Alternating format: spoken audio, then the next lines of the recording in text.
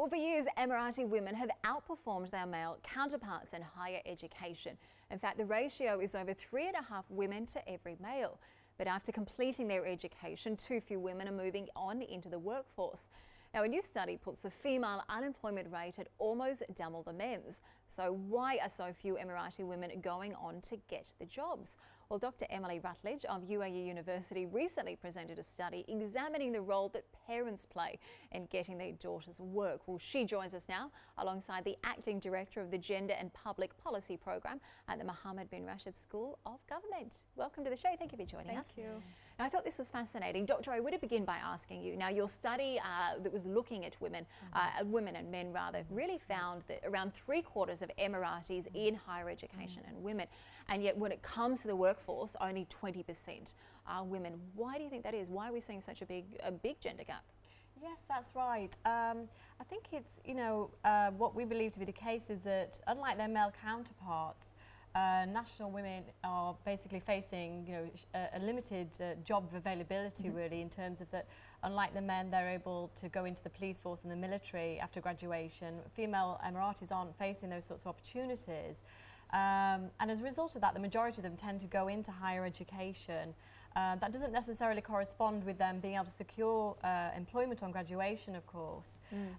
So we do find that to be the case. And you said a lot of the time it's because some jobs, as you mentioned, potentially the armed forces or similar, those jobs could be seen as potentially shameful for some women. Tell me about some of those jobs and why they're seen that way.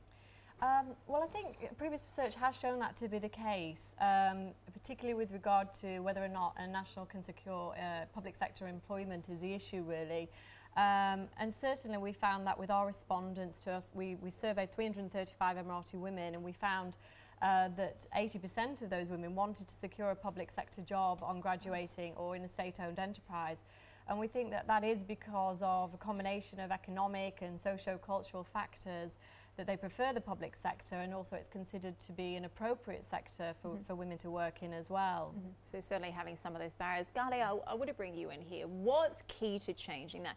Do we need to be looking at women's courses or women's studies offered at different years of the school years, right from kindergarten potentially up to when they graduate? Would that change things? Certainly. Early year interventions is always very impactful. Young boys and girls can be sitting in the same classroom, reading the same book with the same teacher, but still receive a very different education. So basically, curriculum interventions where the curriculum becomes more gender sensitive, where teaching strategies that are adopted are also gender equal, can have a very big impact and can tackle these traditional stereotypes and gender roles that that kids grow up. Sure. So if we need to have women's courses, should we potentially at the same time have men's courses run alongside them? Of course, I mean, gender sensitivity is both ways. We cannot say that it's just a women's issue or a men's issue, that's for sure. And when you start with these messages at a very early age, it can go really a long way, because what you learn in school at a young age is what, when you become an adult in society, that really is reflected in who you become. So basically, changing gender biases eventually will make gender biases actually the exception rather than the norm. Absolutely. I think educate them, teach them right from the get-go. Exactly. Doctor, I would ask you, I was very interested about the fact some of your research actually found that when it came to Emiratisation targeted jobs, a lot of them were actually very different to what a lot of Emirati women actually wanted. It was quite a striking gap.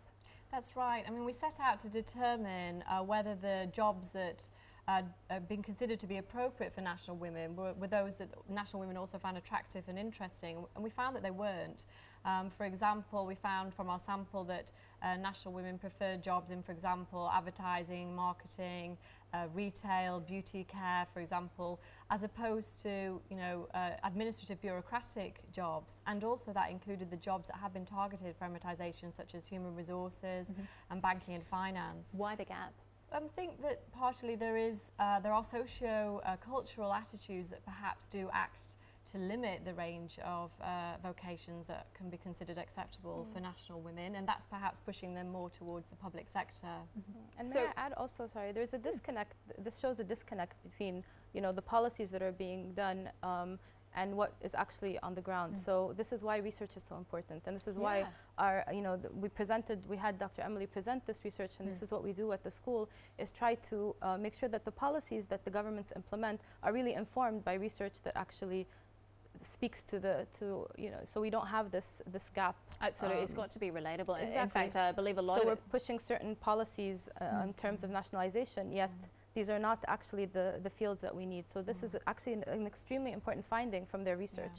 And more needs to be done, I think, in terms of the private sector, in terms of making it more appealing, in terms of work-life balance, and maternity leave provision. And what about the role of parents in all of this as well? I know that was a big part of your study.